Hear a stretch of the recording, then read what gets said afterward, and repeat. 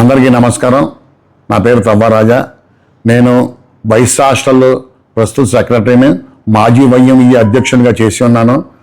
మా స్థలము, మా సంఘ స్థలము ఆనాటి స్థల యజమానులు 1947 లేటు తటవర్తి కాశీ విశ్వనాథం గారి వద్ద నుంచి నోటి మాటగా మాకు దానం చేయడం జరిగింది.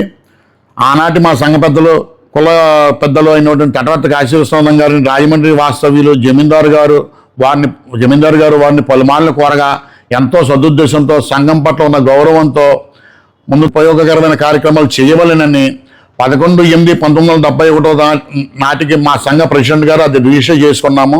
తదుపరి మా ఆ స్థలంలో 386 గజాల్లో ఆనాటి మా వయసు పెద్దలు, సంఘ సభ్య అధ్యక్షులు బాణాల శ్రీరామూర్తి గారు, గ్రంథి సుబ్రహ్మణ్యం గారు పెద్దలందరూ కలిసి ఆ స్థలం నిర్మాణం చేసి ఉన్నారు. ఆ నిర్మాణం చేసే కాలంలో వాస్తుపరంగా ఉత్తరం వైపున కొంత ఒక 15 గజాల ఖాళీ స్థలం వదిలేయడం జరిగింది. ఆ స్థలం ముందర రామాలయం భవన నిర్మాణం ఉంది. వాస్తుపరంగా ఉందని ఆ స్థలం ఖాళీగా ఉంచడం జరిగింది. ఆ స్థలంలో బిల్డింగ్ నిర్మాణం పూర్తయిన తర్వాత వ్యాయామం చేసుకుంటామండి అని అడగగా, వారికి వ్యాయామం చేసుకునే కొరకు ఎంచుకునే విధంగా ఆ స్థలం మేము ఇచ్చి ఉన్నాము. తదుపరి ఒక 10-15 సంవత్సరాలు వ్యాయామం చేసిన తర్వాత గడిచిన 25 సంవత్సరాలుగా ఆ స్థలంలో ఎటువంటి కార్యక్రమాలు కూడా చేయట్లేదు, కార్యకలాపాలు కూడా లేవు. దాన్ని ఒక డస్ట్ కంపోస్ట్ యార్డ్గా మార్చి ఉన్నారు. భవనమ్మ పక్కనే ఉన్న కంపోస్ట్ యార్డ్ మేము క్లీన్ చేయించి, మేమందరం కూడా వయసురీత్యా కొద్దిగా పెద్దోళ్ళం అయ్యాము. అందులో ఒక లిఫ్ట్ నిర్మాణం చేపట్టడానికి అందరూ సంఘ సభ్యులందరూ కూడా మేము విరాళాలు సేకరించి అందులో లిఫ్ట్ నిర్మాణం చేపడుతున్నాము. నిర్మాణం చేపట్టే సమయంలో మున్సిపల్ అధికారులు మా దృష్టికి తీసుకొచ్చి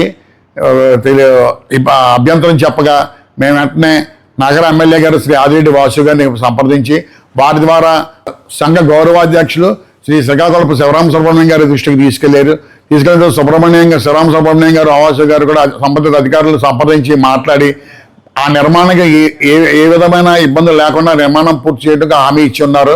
మాజీ పార్లమెంటు సభ్యులైనటువంటి భరతరామ్ గారు దృష్టికి కొంతమంది వ్యక్తులు ఇది అక్రమ నిర్మాణం చేపడుతున్నారని ఆయన దృష్టికి తీసుకెళ్లడం జరిగింది. ఆయన మమ్మల్ని సంప్రదించకుండా అధికారులను సంప్రదించి అక్కడ ఏ విధమైన నిర్మాణాలు చేపట్టడం వీలు లేదని, అది తక్షణం నిలుపుదల ఆదేశించారని మా దృష్టికి వచ్చింది. దానికి అనుగుణంగా మేము వెంటనే మెసేజ్ ఫార్వర్డ్ చేసాము. మా ఆర్యవయస్సుల ఆస్తుల జోలికి కానీ, మా ఆర్యవయస్సుల సేవా సంస్థల జోలికి కానీ మీరు అనవసరంగా వస్తే మేము ఉపేక్షించేది లేదు. రాష్ట్ర వ్యాప్తంగా కూడా దీని మీద మేము చర్య తీసుకుంటాము. మరియు ఆర్యవయస్సుల మనోభావాలు కించపరిచే విధంగా ప్రవర్తించినా మేము ఉపేక్షించేది లేదు. ఖచ్చితంగా మా సత్తా ఏంటో మీకు చూపిస్తాము. మా ఆర్యవయస్సులు ఏంటో మీరు గడిచిన ఎన్నికల్లో చూశారు. 21, 22, 23, 24, 25 వార్డులో మా ఆర్యవయస్సుల సత్తా ఏంటో చూశారు. మా ఆర్యవయస్సుల ఆస్తులు, వాళ్ళ వ్యాపారస్తులను ఇబ్బంది పెట్టడం కూడా జరిగింది గతంలో. మీరు ఇటువంటివన్నీ మానుకుంటే అది మీకు క్షేమం, మాకు క్షేమం. అందరికీ నమస్కారం. ఈరోజు మీ ముందుకు రావడానికి కారణం, మా కులంలో కూడా రాజకీయం తెస్తున్నాడని చెప్పి మార్గాని భరత్ని ఒకటే ఖండిస్తున్నాం. వైఎంఈఏ అనేది ఆర్య వయసులో చాలా సెంటిమెంట్ అయిన ఇది, అలాంటి దాన్ని కూడా నువ్వు రాజకీయం చేస్తున్నావు. అది తెలిసి మేము గ్రూప్లో పోస్ట్ చేయడం జరిగింది. కానీ నువ్వు నాకు దగ్గర కొంతమంది వ్యక్తులు వచ్చారు, నేను అది అధికారులు ఏంటో చూడమని ఫోన్ చేశానని చెప్తున్నావు. కానీ అదంతా అవాస్తవం. నువ్వు నిజంగా ఇదై ఉంటే నువ్వు శివరామ సుబ్రహ్మణ్యం గారికి కాల్ చేసి, ఏంటి మీ దాంట్లో, ఆయన కూడా మీ వైసీపీలోనే ఉన్నారు, ఏంటి మీ దాంట్లో ఇలా జరుగుతుందని ఆయన్ని ఫోన్ చేసి నువ్వు ఎందుకు అడగలేదు? కనీసం నీకు ఏమీ తెలీదా? వైఎంఈఏ గురించి నీకు తెలీదా? అక్కడే పుట్టి పెరిగావు నువ్వు. అది 75 సంవత్సరాల చరిత్ర. కనీసం నీకు ఆ మాత్రం తెలీదా?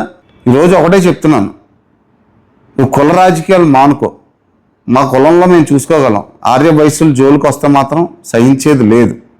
ఎందుకని చెప్తున్నావు అంటే, కనీసం నీకు ఆర్య వయస్సులు, బ్రాహ్మణులు, జైన్లు అక్కడ ఉన్నారు, కనీసం నీకు ఓట్లు కూడా వేయలే.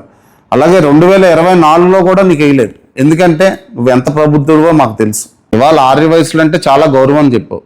ఆ రోజు నువ్వు చేస్తుంది తప్పు అని చెప్పి శివరామ సుబ్రహ్మణ్యం గారు కోఆర్డినేటర్గా ఉంటే ఆయన వెంటనే తీయించేయడం జరిగింది.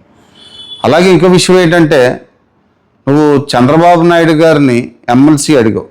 ఆయన ఎంక్వైరీ చేస్తే కనీసం నువ్వు కార్పొరేటర్కి కూడా అనవసరం అని చెప్పి ఆ రోజు నిన్ను పక్కన పెట్టడం జరిగింది. అదే జగన్ గారు నిన్ను ఎంపీ సీట్ ఇచ్చి నిన్ను నగ్గించుకున్నారు. కానీ 21, 22, 23, 24 వార్డులో నీకు కనీసం ఓట్లు వేయలేదు.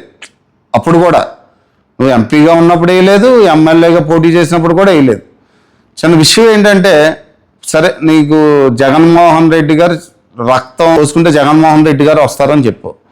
నువ్వు ఎంపీగా ఉన్నప్పుడు ఇదే ఆర్యవైశ్యులైన కొంతమందికి, ఆర్యవైశ్యులు ఒకరికి నువ్వు ఎంపీగా ఉన్నప్పుడు ద్వారకా తిరుమల డైరెక్టర్ ఇచ్చావు.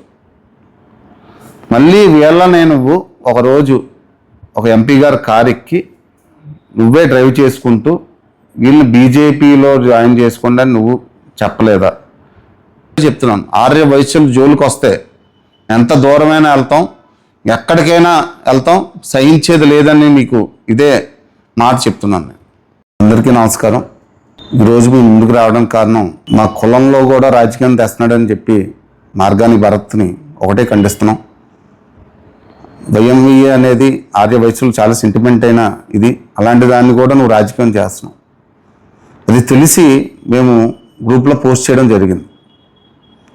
కానీ నువ్వు నాకు దగ్గర కొంతమంది వ్యక్తులు వచ్చారు, నేను అది అధికారులు ఏంటో చూడమని ఫోన్ చేశానని చెప్తున్నావు. కానీ అదంతా అవాస్తవం.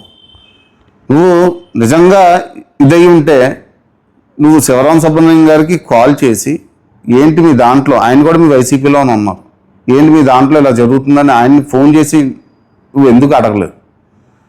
కనీసం నీకు ఏమీ తెలీదా? వైఎంవిఏ గురించి నీకు తెలీదా? అక్కడే పుట్టి పెరిగావు నువ్వు. అది 75 సంవత్సరాల చరిత్ర. కనీసం నీకు ఆ మాత్రం తెలీదా? ఈరోజు ఒకటే చెప్తున్నాను, నువ్వు కుల రాజకీయాలు మానుకో. మా కులంలో మేము చూసుకోగలం. ఆర్యవైశ్యులు జోలికి వస్తే మాత్రం సహించేది లేదు. ఎందుకని చెప్తున్నావు అంటే, కనీసం నీకు ఆర్యవైశ్యులు, బ్రాహ్మణులు, జైన్లు అక్కడ ఉన్నారు, కనీసం నీకు ఓట్లు కూడా వేయలే. అలాగే 2024లో కూడా నీకు వేయలేదు. ఎందుకంటే నువ్వు ఎంత ప్రబుద్ధుడివో మాకు తెలుసు. ఇవాళ ఆర్యవైశ్యులు అంటే చాలా గౌరవం అని చెప్పు. ఆ రోజు నువ్వు చేస్తుంది తప్పు అని చెప్పి శివరాం సుబ్రహ్మణ్యం గారు కోఆర్డినేటర్గా ఉంటే ఆయన వెంటనే తీయించేయడం జరిగింది. అలాగే ఇంకో విషయం ఏంటంటే, నువ్వు చంద్రబాబు నాయుడు గారిని ఎమ్మెల్సీ అడిగావు. ఆయన ఎంక్వైరీ చేస్తే కనీసం నువ్వు కార్పొరేటర్కి కూడా అనవసరం అని చెప్పి ఆ రోజు నిన్ను పక్కన పెట్టడం జరిగింది. అదే జగన్ గారు నిన్ను ఎంపీ సీట్ ఇచ్చి నిన్ను నగ్గించుకున్నారు. కానీ 21, 22, 23, 24 వార్డులో నీకు కనీసం ఓట్లు వేయలేదు.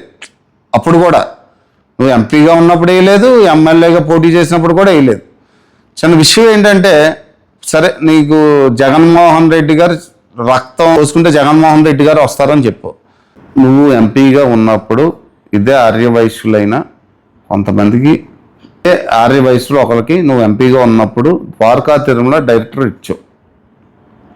మళ్ళీ వీళ్ళనే నువ్వు ఒకరోజు ఒక ఎంపీ గారి కారు ఎక్కి నువ్వే డ్రైవ్ చేసుకుంటూ వీళ్ళని బీజేపీలో జాయిన్ చేసుకోండి అని నువ్వు చెప్పలేదా?